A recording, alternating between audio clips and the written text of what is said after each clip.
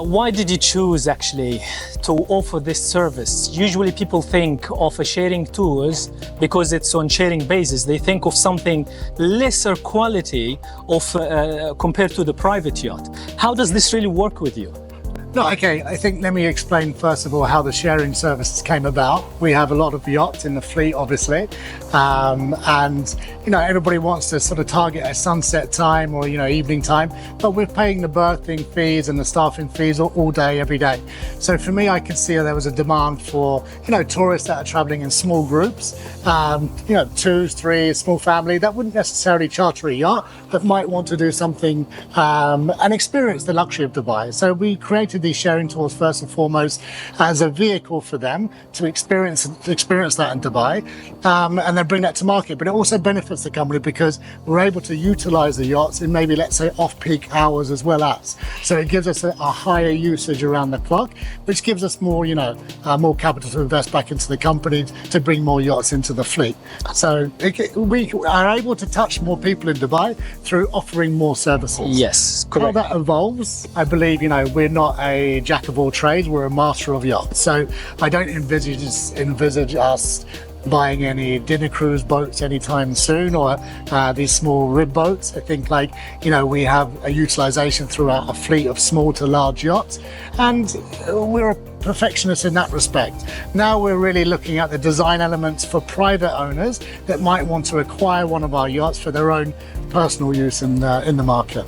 Yeah, speaking of the sharing tours specifically, a lot of people ask me, how did you guys manage to take big portion of the market when it comes to direct to clients or even from business partners on the sharing tours? What makes it special that everybody like it? I hear that it's actually one of the top 5 tours in the UAE. So we had a report sent to us the other day from the government, and it's in the top 4 of the top attractions now in Dubai.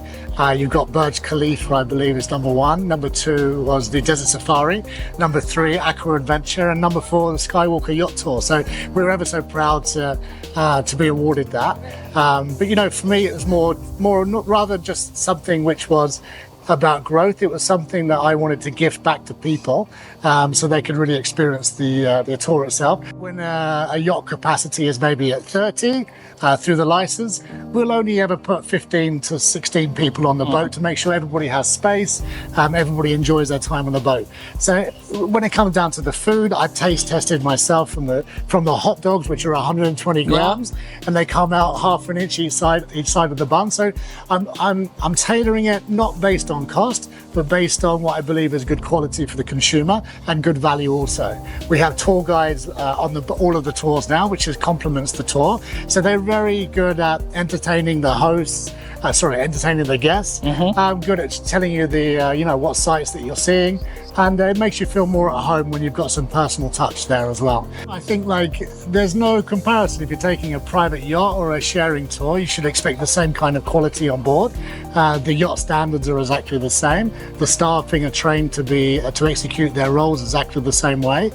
We craft and present the food in exactly the same way we would do for a private trip to a sharing trip. So, and even to the food items themselves are the same food items that you would procure on a private trip to a sharing trip. So we want to have people appreciate the experience when they're on, and it's easier for us to make something consistent rather than chopping and changing between the two. Yeah, true.